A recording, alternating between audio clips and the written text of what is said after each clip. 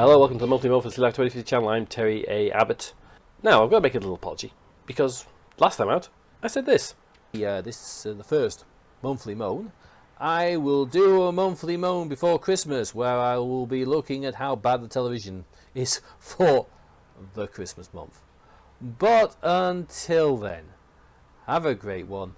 See you soon. Bye-bye. A bit daft of me. I do apologise for the lateness of this monthly Moan. Got a bit fraught on the way up to Christmas, so was not able to get out that video then, but at least I've got it out now. And I am still going to be talking about TV. I'm going to be talking about Christmas television in general, and how dire it's got. Now this applies to the UK as far as I'm going, but you know, it depends. You probably find the same thing out around the world, but definitely in the UK. And I am going to be focusing on the main channels. The main channels in the UK are BBC One, BBC Two, ITV, Channel 4.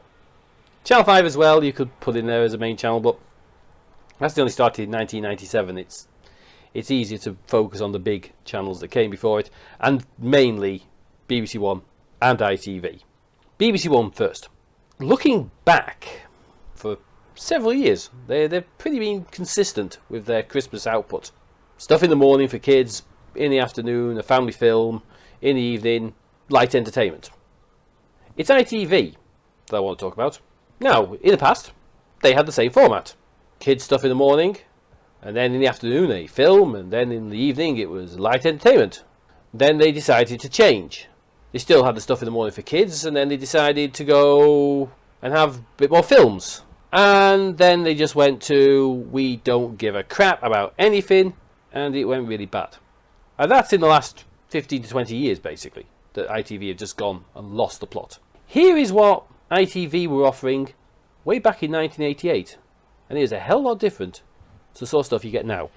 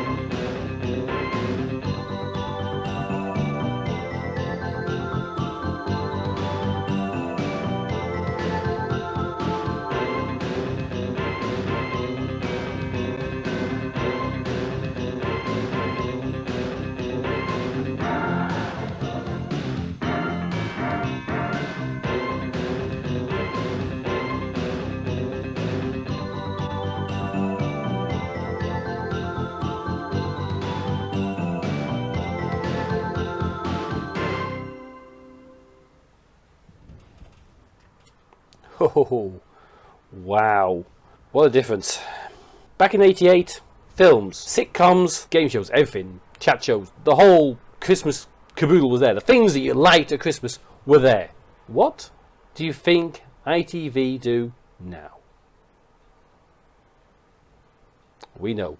Here is my magazine. This is the What's on TV. I'm not paying £5 for the radio times and £4 odd for the TV times. So I don't buy the expensive one. Why on earth would I want to? I only want to see what's on TV. And because TV has got so poor, you don't want to really go doing that. So here I am, glasses. Yes, I'm old. Right, so ITV on Christmas Day had CITV in the morning from 5 o'clock till 9:25, which was basically what's on the CITV channel, which is pretty poor. Then at 9:25, you had A Christmas Carol, which is the 2009 version with Jim Carrey doing the voices. Then you had Countrywise Winter Wonderland, which was a repeat. Then Midsummer Murders, which was a repeat. Then Coronation Street at Christmas, which was, you guessed it, a repeat. So all these things just repeats of things that have gone before. Followed by The Queen. Followed by an animated short, which was Shrek the Halls, which was, you guessed it, a repeat. Then The Chase Bloopers, which was a repeat of something that was on just earlier in the week. Then news, followed by a tipping point, Lucky Stars Christmas special, and a Chase Celebrity Day special, followed by an hour-long Emmerdale, an hour-long Coronation Street, and then Who Wants to Be a Millionaire special, and then Gordon, Gino and Fred's Christmas Road Trip, 3 Unwise Men, which is a repeat of something that was on earlier, again, just, I think, at the start of the week. So you would just get it full of repeats, things that were on earlier, because the Christmas Carol, by the way, was on the week before on ITV2, so all of it has been on, except for the two, the Tipping Point and the Chase specials, and of course the soap operas. 2 hours of soaps. Really? Who wants 2 hours of soaps? People must think that we're soap mad. We're not. I see more new stuff on BBC than I do see on ITV. I see more stuff that people would probably want to watch on the BBC than on ITV. For the new year, both sides have pretty much given up. A lot of stuff on ITV is repeats. They've got the top 100 walks on New Year's Day morning. It's a repeat. The amazing thing is, it was on last year on New Year's Day morning. New Year's Day morning is where you've got kids watching TV. You've just basically alienated every child in the country from watching your channel. Wow, you really do not want to have anybody watching your TV, do you? That 100 walks thing reminds me of something that's in the Merrily Merrily Merrily Comic Relief Christmas book, where they would put something like, you know, some really bad TV program on that you would stick over the TV time so that people wouldn't be watching the TV, so you could watch it. It was sort of like a skit of joke, and ITV have become that joke. It's a terrible situation. The TV ratings are proving just how bad it has got. If we look at last year's TV ratings, The Queen was the highest rated programme on television at Christmas. The Queen! Granted, she's on BBC One, ITV and Sky. She's on all the channels, so yeah, she's going to be the highest rated programme. But come on. The 10th programme only rated in 4.5 million viewers. And that's supposed to be good. Coronation Street pulling in 4.6 million. It's ridiculously bad. Also, take a look at the channels. If we exclude the Queen, because she's on all channels, Michael McIntyre, BBC One, Strictly Come Dancing, BBC One, Call the Midwife, BBC One, Jungle Book, BBC One, EastEnders, BBC One, News, BBC One, Mrs. Brown's Boys, BBC One. Then you finally get to something from ITV, which was Coronation Street, and then below that, Zog, which is BBC One. It's terrible! And the fact is, the Queen, it was a massive, about 80% watched her on BBC One over ITV. So ITV got absolutely crucified. And then not surprising, because last year's TV off radio Christmas was even worse than this year's. Now, I have got this year's ratings. Aha. There is a change. Gavin and Stacey, 11.6 million. Highest rating. That show is a Christmas special of a TV series which was on about several years ago. I actually found Gavin and Stacey on the TV listings for Christmas on Weebly.com and found them with a rating of similar numbers from a Christmas special several years ago. So they've pretty much held the number of people who watch them. But it's a one-off, because look at all the others below it. Queen's Speech is there, 7.85. It's more than what she got last year. Strictly Come Dancing's there again.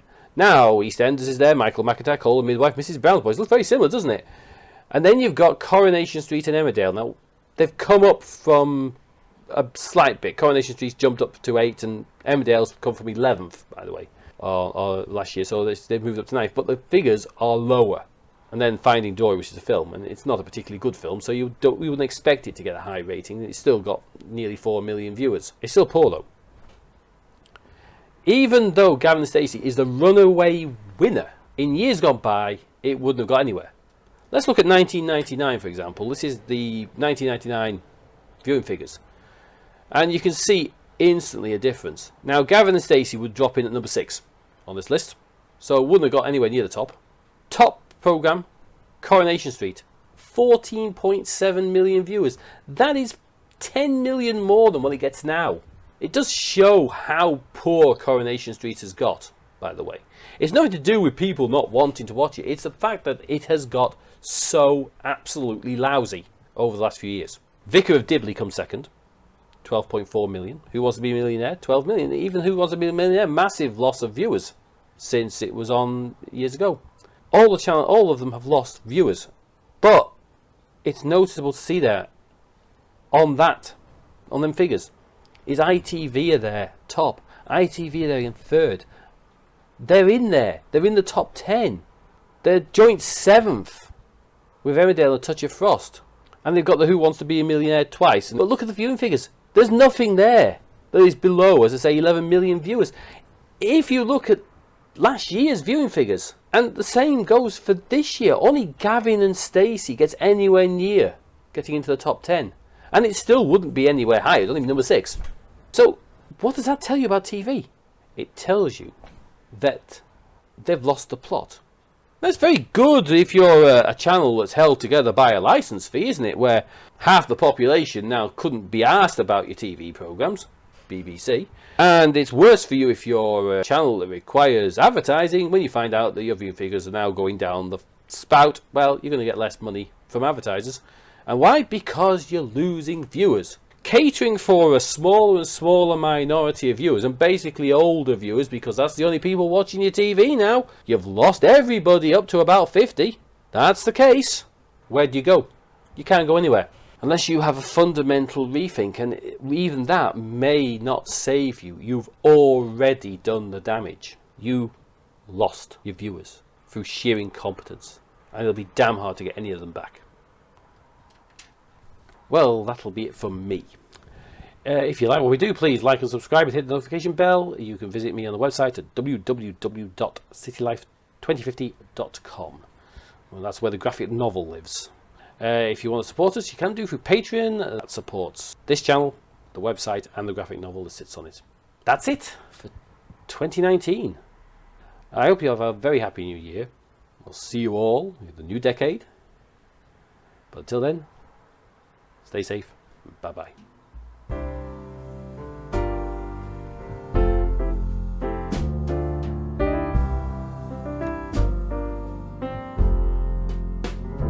Should old acquaintance be forgot and